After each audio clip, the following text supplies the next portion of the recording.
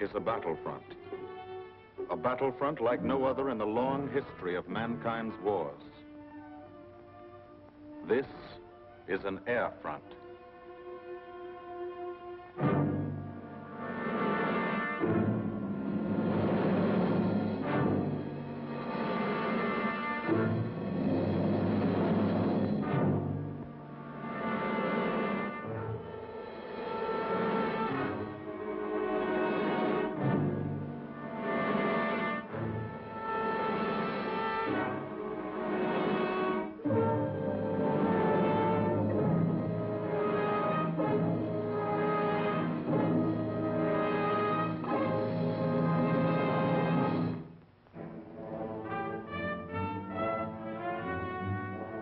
The working day begins, as it will end, with the ground crews, as much a part of the fortress as her wings.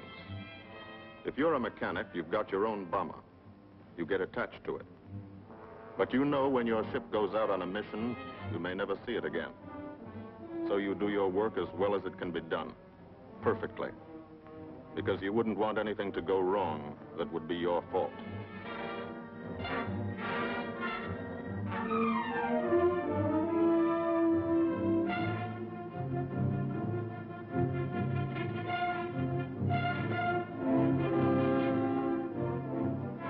Today, the bombs will be taken from these bomb dumps somewhere in England and delivered to specific points in Wilhelmshaven, Germany.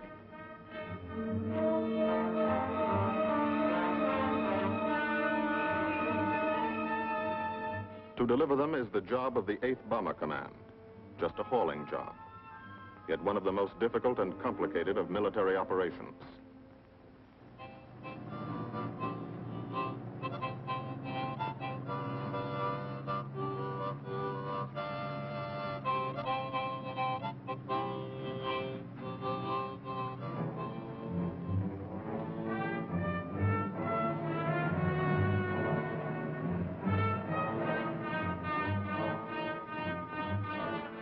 General-purpose demolition bombs, impact velocity as high as 750 miles an hour, pierce 5 inches of armor plate, destroy a factory.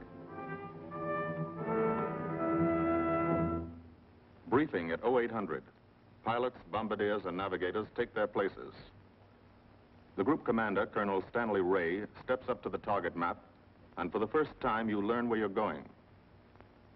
Sometimes your face turns white when you find out. Sometimes the feeling you won't come back tightens your insides. Not so long ago, you were sitting like this in a college or high school classroom, not listening too hard, perhaps even a little sleepy. But you listen here. And as you listen, you don't have time to think of yourself.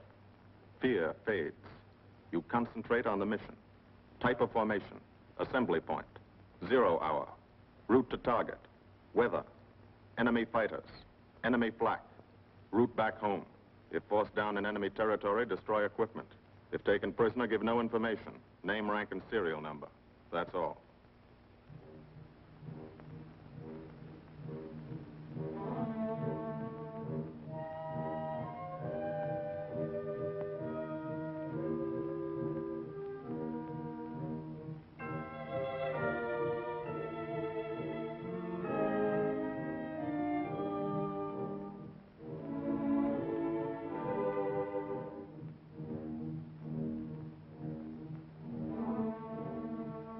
These are the passengers with one-way tickets.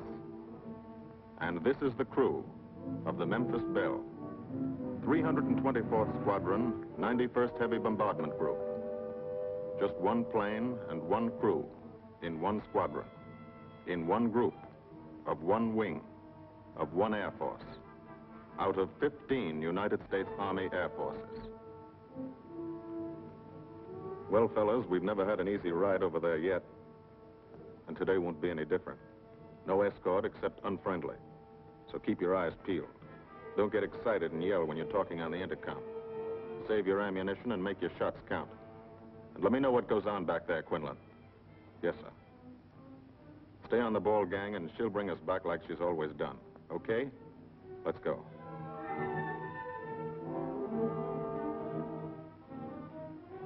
They have completed 24 missions In this, the toughest theater of air war, the big league of sky fighting, their experience is priceless. And so, if the Memphis Belle comes back this afternoon, they will be sent to bring the vital lessons they have learned to thousands of air crew men in training at home. Home is America.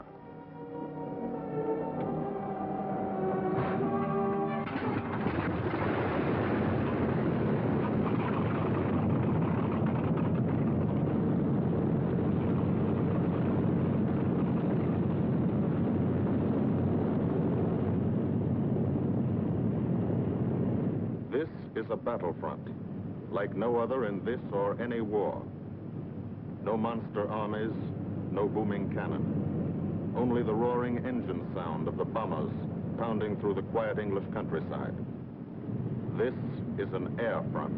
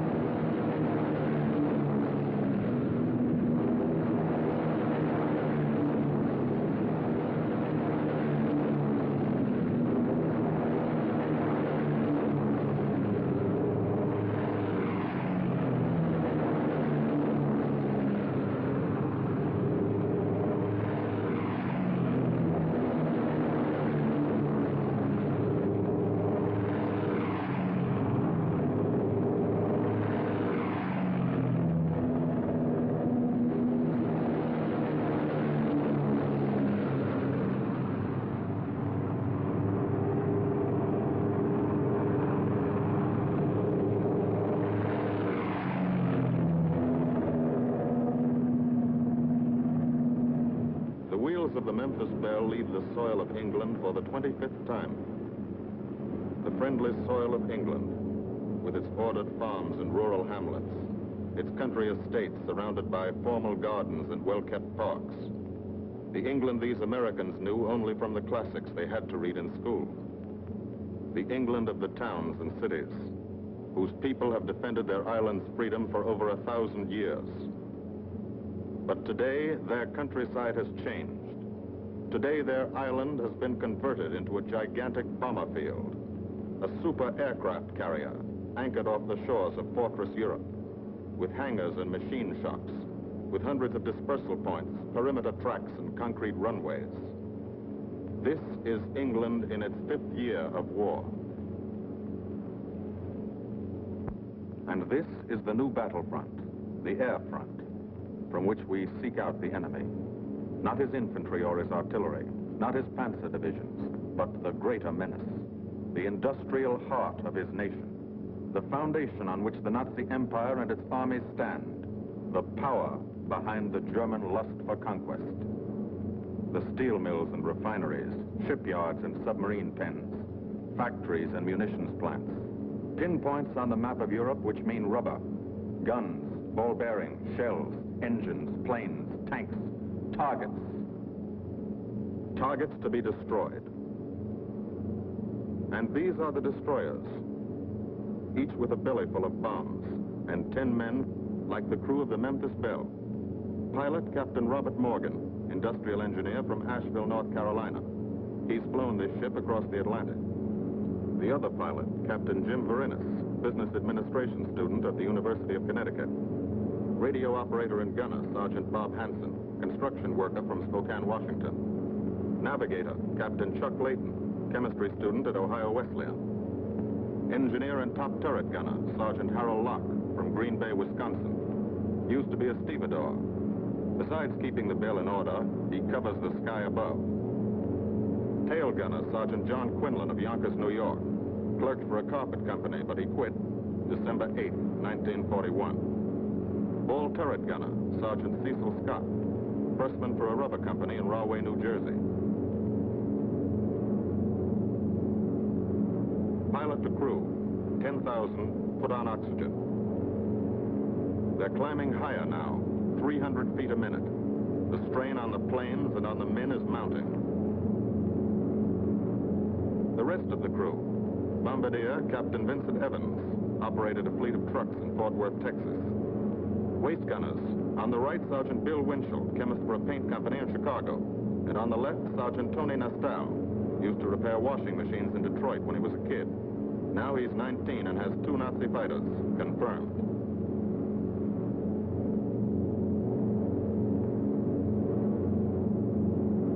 It takes all of a pilot's strength to keep a 30-ton fortress in tight formation. But the formation is the bomber's best defense against enemy fighters. The planes are deployed to uncover every gun.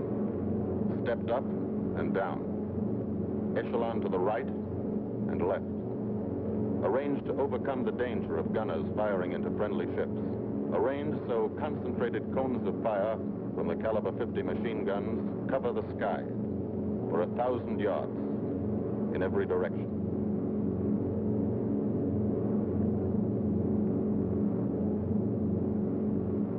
The friendly coast of England slips by below.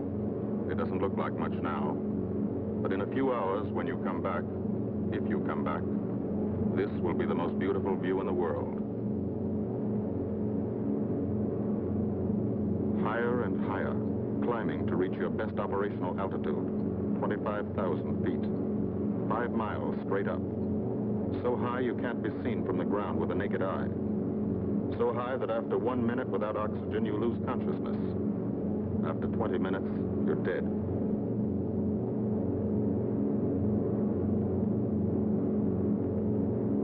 From now to the target, you go about your routine duties, plot your course, check your equipment, and wait, and think.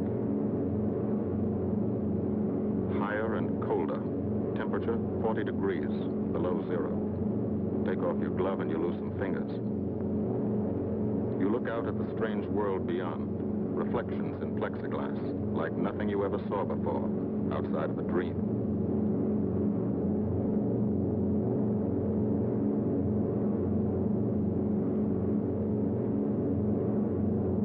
Higher and higher into the lifeless stratosphere, until the exhaust of the engines mixing with the cold, thin air condenses and streams the heavens with vapor trails.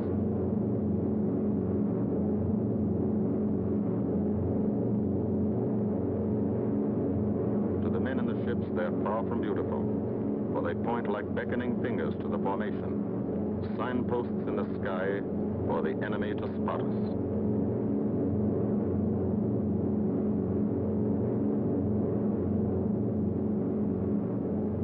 For these bombers to accomplish their mission, a plan is needed. Carefully worked out, timed to the minute. The job is to bomb Wilhelmshaven effectively and economically. The enemy is strong, skillful, determined to stop us. Here are his defenses. Airdromes, well dispersed. Each plane indicates a stoppo or squadron of fighters. Heavy anti-aircraft, highly trained and accurate, all along the coast and defending his vital installations. Radar to warn him of our coming. Here is our plan to divide his defenses and weaken his opposition. At 13:30 hours, shortly after takeoff, 6 groups of planes will be heading toward the enemy coast from 6 directions. The Blue Force, 100 B-24 Liberator 4-engine bombers. The White Force, 300 B-17 Flying Fortresses. The Green Force, 300 B-17s with an escort of 6 squadrons of P-47 Thunderbolts. A force of B-26 Marauders, twin-engine medium bombers with 6 squadrons of RAF Spitfires escorting. Almost 1,000 planes and over 8,000 men in the air. The enemy alerts all his aerodromes. But which is our main force? What are our targets? Where should the Nazi controllers send their fighters? It's our job to make them guess, and guess wrong. A half hour later, at 1400 hours, the Blue Force will be heading east across the North Sea with the White Force following. These enemy fighters are tied down, waiting to meet them, and will not be able to attack the Green Force. These fighters must come up to attack the Green Force, and thus will be no threat to the Blue and White Forces. The B-26s and Spitfires will bomb and strafe a key rail junction, diverting these 6 Stockholm and preventing the enemy from concentrating too many fighters on the Green Force, which is scheduled to bomb an aircraft factory at Hanover. At 1430 hours, the Blue Force will threaten this entire coastal area of northwestern Germany. Which target will it be? Flensburg? The Kiel Canal? Or will it turn suddenly and bomb Hamburg, Wegesack, or Emden? Actually, it carries no bombs at all. It's a decoy and keeps the fighters from the northern area busy while the White Force, the main effort, heads for the submarine pens of Wilhelmshaven. At 1500 hours, while the White Force is over its target, only a fraction of the available German fighter strength of the area can intercept it. Because of the Blue Force diversion and the simultaneous bombing of Hanover by the Green Force. This is the plan of battle for today, drawn up by the Combined Operations Planning Committee and approved by the Commanding General. The White Force, lead group, low squadron. We've crossed the invisible line of enemy radar. The Hun is expecting us.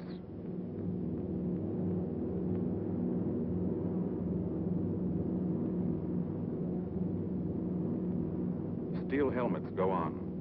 Watchful eyes strain. Tight formations are held tighter still. Tense gunners more alert because here it comes. The enemy coast. From up here, it looks the same as any other. Houses, roads, green fields, factories, waterways. But they are the houses and fields of those who invade and oppress. They are the factories and roads of the people who twice in one generation have flooded the world with suffering. Suffering in such quantity as the history of the human race has never known. Brought torment and anguish into countless American homes. Gold stars and telegrams from the War Department.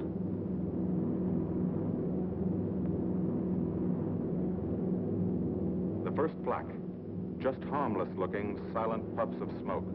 Only each puff is a shell exploding, throwing shrapnel around the sky. Exactly the range, accurate flak by radio prediction.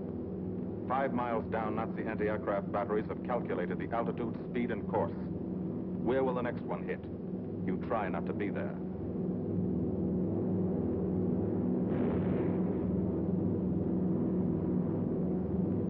The docks and submarine pens of Wilhelmshaven. Approach to the target starts. No smoke screen can protect it.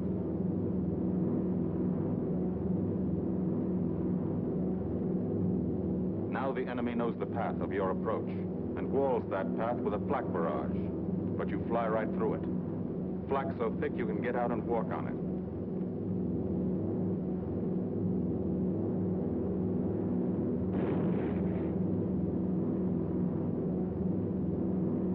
Morgan changes course every 15 seconds. Evasive action to confuse the flak batteries.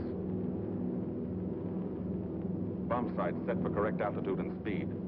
Bomb bay doors open. The bombing run begins. Pilot to bombardier. Okay, Vin, you've got it. Now Evans flies the Memphis Belle, controlling it through the bomb sight. And now we are most vulnerable. Committed to our bombing run, we can't dodge flak or fighters. Here's the first.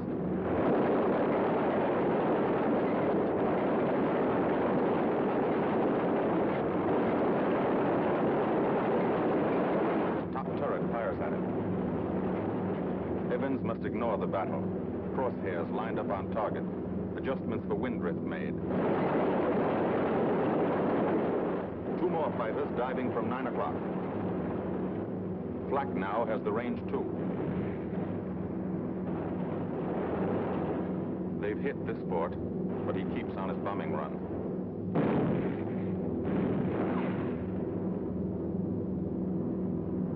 As lead bombardier, Evans's aim must be good. Every other ship in the group will drop its bombs when he drops his. Now, one pointer on the bomb site moves toward another stationary pointer. The instant they touch, bombs will release.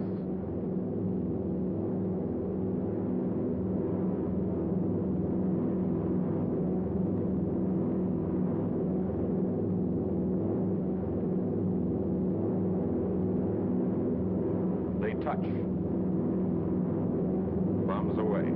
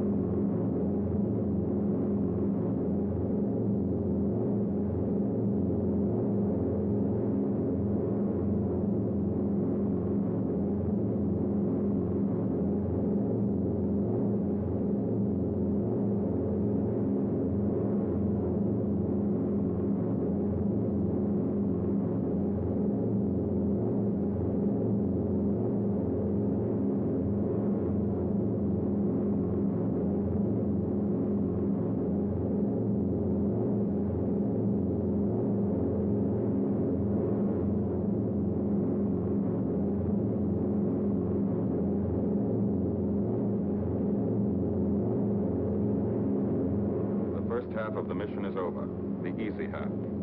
Now to get home.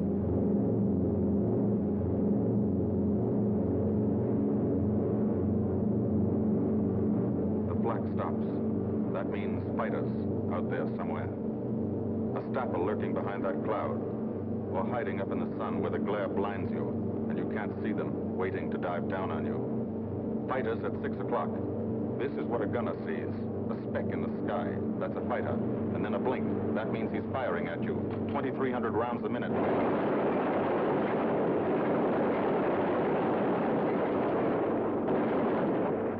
In a running battle, one of the most important instruments is the interphone. There's 4 of them. 1 o'clock high. They're coming around. Watch.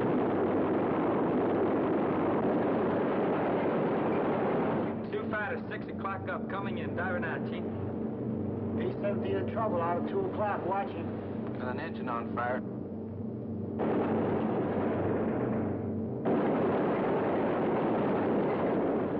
There's 2 more diving through the 94th. 3 planes, 9 o'clock, coming around. Keep your eye on them, boy. Coming around to 10. Watch them, Chuck. Keep your eyes open. Yeah. They're breaking at 11, breaking at 11. I got them. Coming around underneath at 10 o'clock. I got those see 'em. 2 at 2 o'clock. Watch them, Scotty. I got my sights on them. Check that B-17, Chuck. 3 o'clock. Motor smoking. Fighters, 10:30, coming around. Those 10:30 upper or lower?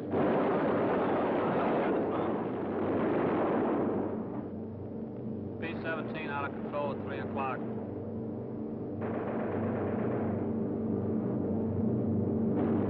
Come on, you guys, get out of that plane. Bail out. There's one. He come out of the bomb bay. Yeah, I see him. There's a tail gunner coming out. Watch out for fighters.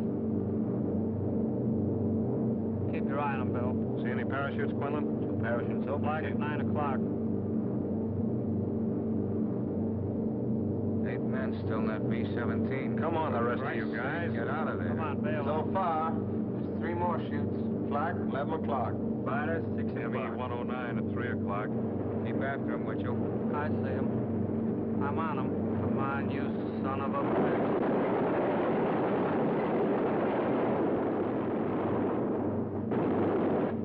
I got him. Quinlan, confirm that fighter. He got got him, Chief. Look, he's bailing out. Damn it, don't yell on that intercom. Fighters, 10 o'clock. Watch those 2 and 12, Ben. They're coming in. They're coming in, Scotty.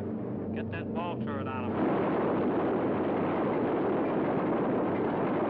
Save the ammunition as much as possible.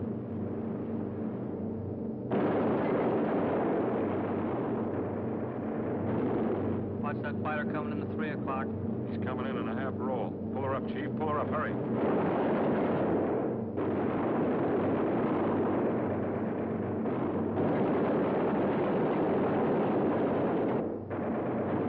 This fortress is hurt.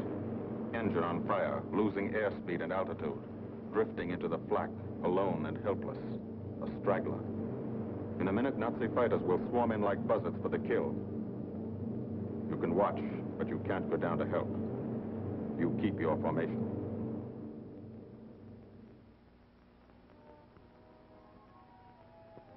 Here, too, the mission is being flown. None the less real for being in the minds and hearts of these men behind. Ask anybody who's been to a field in England, or anywhere else our bombers are based, and he'll tell you that there's drama here, too. Waiting to see who's coming back. To watch them, you might not realize how tense these ground crews are. But they are tense, and plenty worried. In Air Force talk, this waiting is known as sweating out the mission. These men know the flight plan. Their watches told them when the bombers were running into enemy flak, when they were over the target, when they left the enemy coast. And now their watches tell them the bombers should be nearing the field. Every ear strains for the first sound of the engines. And then somebody hears them. And somebody sees the first faint specks in the distant sky.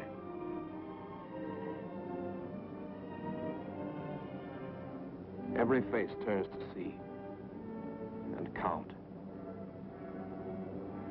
The watchers try to read the numbers on the ships. These planes have priority to land first. The colored flares mean wounded aboard. In the hospital window, these watching men know what that means. They know what it feels like to lie on a bouncing fortress floor for hundreds of miles through the frozen stratosphere in great pain, with the other men in your crew fighting to keep you alive until they hit the field. The field. Home. It'll be okay then, because there'll be medical care. The best, as soon as the wheels of your plane stop rolling.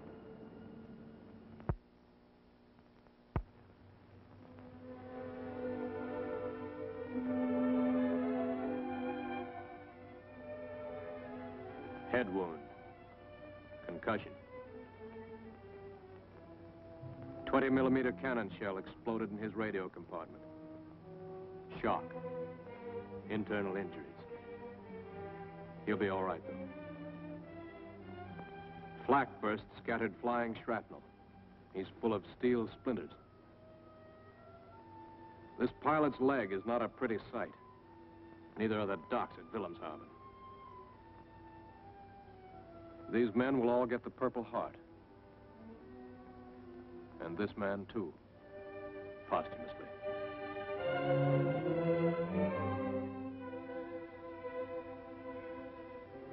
A transfusion right in the plane. This gunner's too weak to be moved.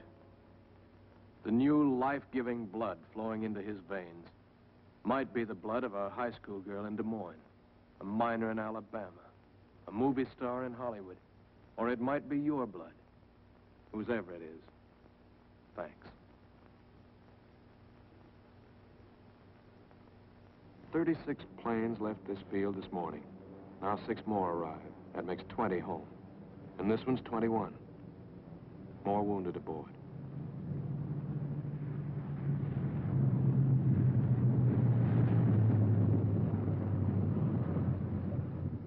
.22, coming in with his left inboard engine dead.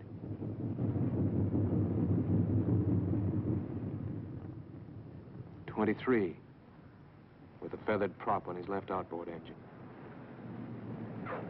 24, Southern Comfort, with a chunk of tail gone. 25, they flew home on their luck. 26. Not a scratch. The control tower learns that 2 more landed at a British field to the south. 1 a crash landing, crew safe. That makes 28. 29. A rough landing, but her pilot's badly hurt. It's a wonder he brought her back at all. 29 planes back, so far. 29 out of 36. Our losses were heavy, but the enemy's were far heavier. We destroyed a German aircraft factory, a rail junction, submarine pens, docks, and harbor installations. That's specific, known damage. But who can tell the number of German torpedoes that will not be fired, the number of our convoys that will get through now, the soldiers' and seamen's lives that will be saved, or the battles that will be won instead of lost because of what these bombers and airmen did today.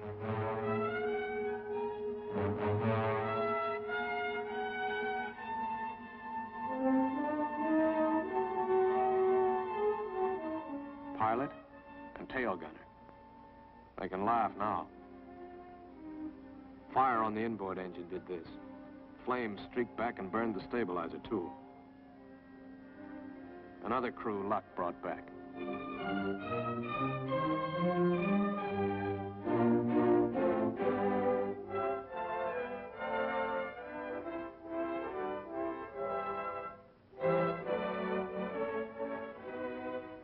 Here's old Bill. A pretty good airplane when it took off. Lost its nose, lost its navigator, bombardier wounded, top turret gunner and pilot hit, hydraulic system shot out, no brakes, no flaps. But old Bill came back.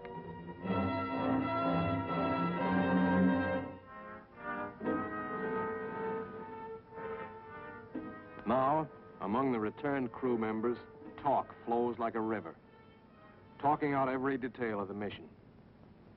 These are the faces of combat, faces of Americans who have watched their comrades die, faces that can never forget the enemy, and they're in no mood to have their picture taken.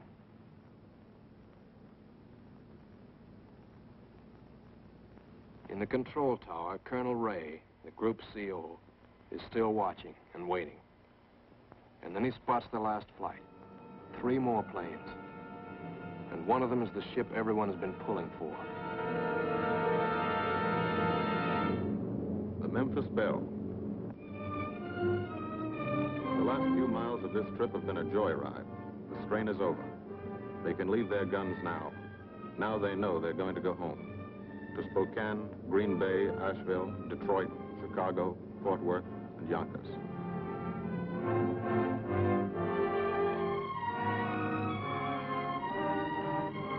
The Belle comes in for her landing. But first Morgan buzzes the field, cuts the grass with the giant fortress. It's against the rules, but this is a special occasion.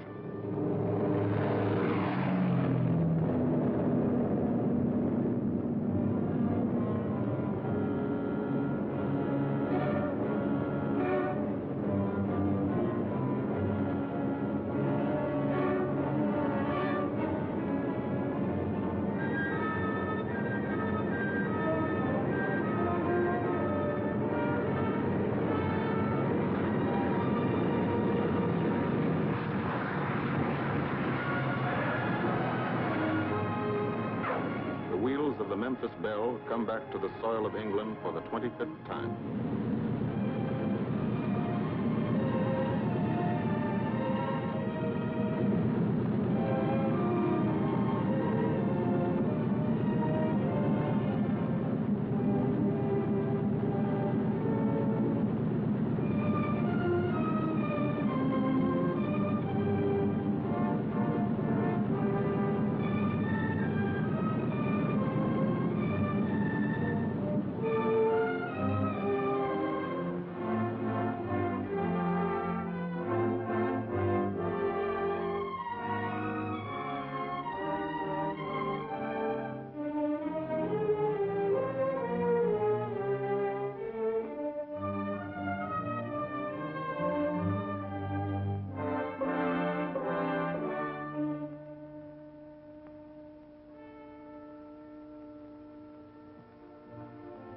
This is a day they will never forget.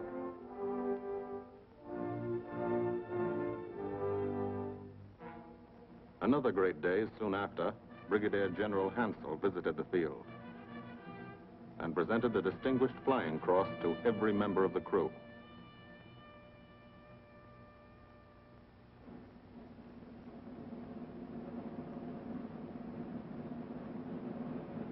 And then there was another day.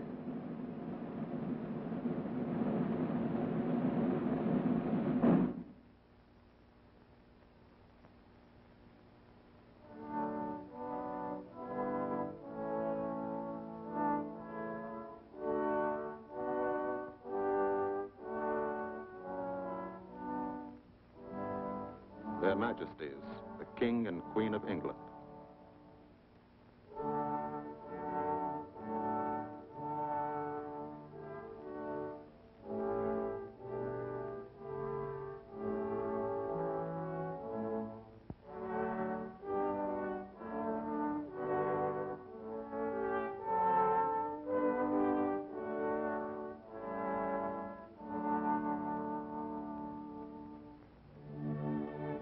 Johnny Quinlan never thought anything like this would happen to him when he left Yonkers.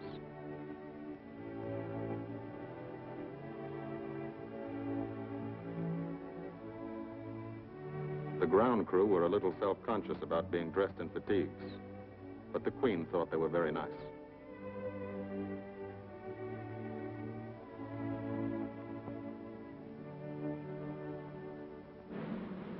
Finally, two more visitors came. General Acre, commanding the 8th Air Force, and General Devers, U.S. commander of the European Theater. The Belle crew received them in flying clothes, as General Acre read the order for what he called their 26th and most important mission. Return to America to train new crews and to tell the people what we're doing here.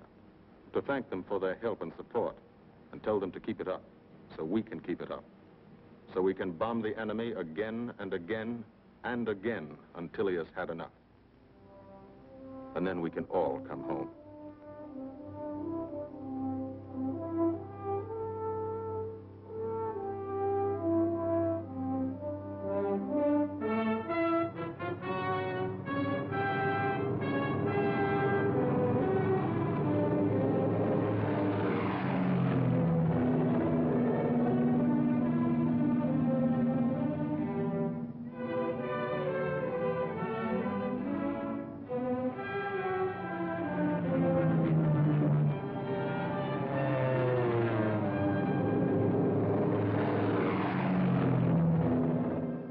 Of the 8th Air Force, who are now flying deep into Germany, bringing destruction to targets almost 1,000 miles from their bases. Destruction like this. And who have never once been turned back by the enemy. To those men, this film is gratefully dedicated.